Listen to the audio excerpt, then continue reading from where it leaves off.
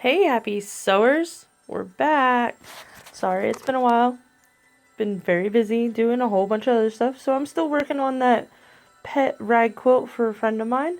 And I have some of my squares. They are half stitched right now because we have to do the X quilting on them. Once I do all the quilting, they'll kind of look like this one with the X across it. So I did all these. This is actually partial of a row.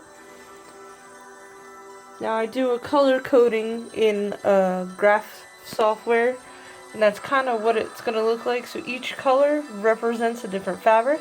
The black squares are actually the black paws. The purple squares are the cats. The blue squares are the dogs. And the gray squares are the gray paw prints. And those bright red ones that are in the middle are those 4 names that I embroidered in my first video. So, what I have going on right now is I use a quilting walking foot on my machine, so that way it grabs both pieces of fabric, the top and the bottom, and it makes it a little easier because you are working with flannel, so it kind of sticks, like it grips your table when you sew. So using the walking foot is a little bit easier. So I'm going to set this up right here for you, and we're just going to stitch away. Now, I do what they call chain stitching.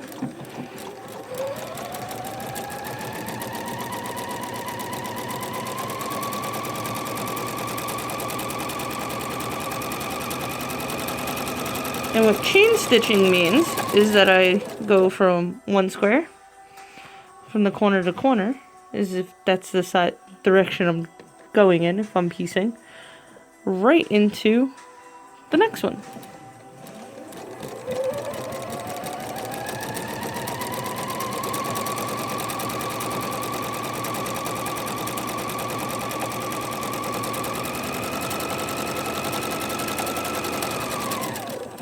Just like that. Now, once you have the one diagonal done, you'll end up cutting them apart, and you'll do the other diagonal, which I have a couple set up here. I always stop with my needle down. Makes it a little easier to slide the fabric under because my presser foot will pop up just a little bit. And we'll do 2 of these.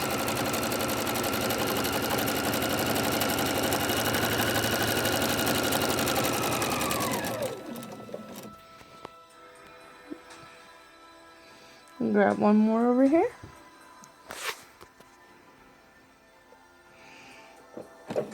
Needle down, pressure foot goes up.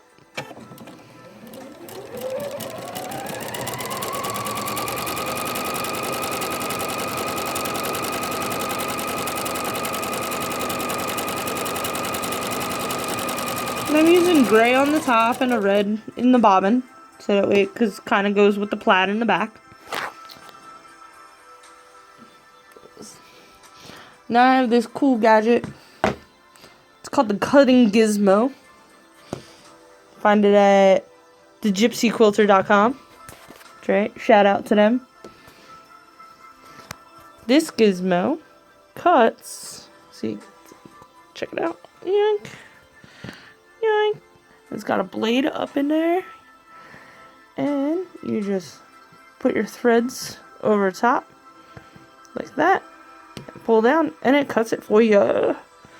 Love this thing. Especially when I'm chain stitching. I'm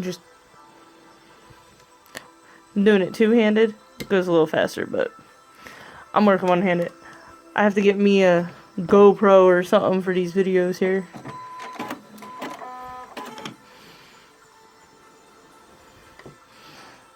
But it works. Bam. Ta-da! Awesome. That one over there. Those over there. Doggies. Alright.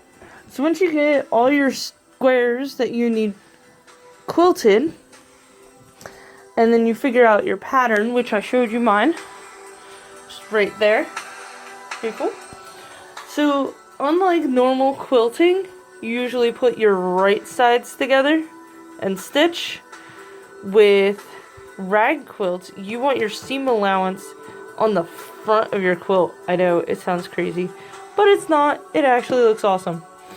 So, you're going to actually match these bad boys up, and you're going to stitch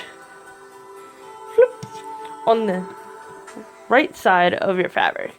Remember, using your quilting foot, or walking foot, shall I say, and you're doing about 1/4 of an inch to a 1/2 inch seam allowance. I usually just meet it up to this little line here, so it's probably a little more than a 1/2 at that point, because I do have my needle in the center. I can move it over, but actually I'm gonna move it over to my 1/4 inch spot, and it should be better. There we go. So now my needle is actually shifted over to do an actual 1/4 inch if I had the guide foot on here. But like I said, I'm gonna do it to this line here. And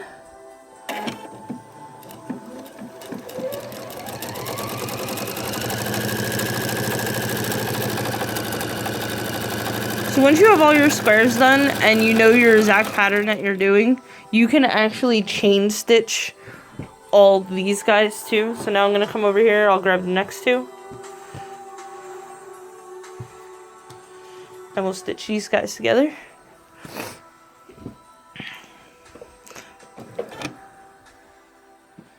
Oops, there we go.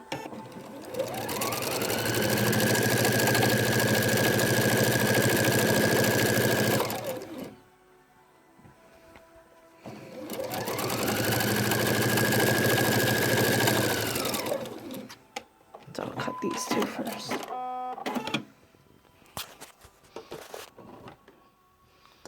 And sometimes I don't use my Gizmo, I just use seam ripper. Cuts threads just as good. So, once you sew them together, oops, you'll get that type of seam allowance that usually is on the inside of your quilt, but you're going to have it on the outside. So I do see that I caught my batting and it's sticking out here, but that's fine. It'll end up, you know, coming off.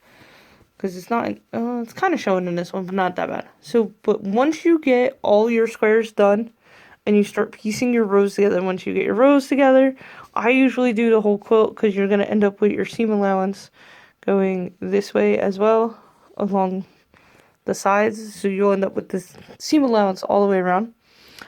You go back and you snip little snips, and then when you wash it, it frays. So it gets all fluffy. So I'm going to continue working on this, and I will post another video as I get more rows done and get my rows into actual quilt pieces. And I need to get this done because it is a Christmas gift for a friend's mom. So I gotta go. I'll talk to y'all soon. Keep watching. Don't forget, like my page, subscribe, and I'll see y'all later. Bye.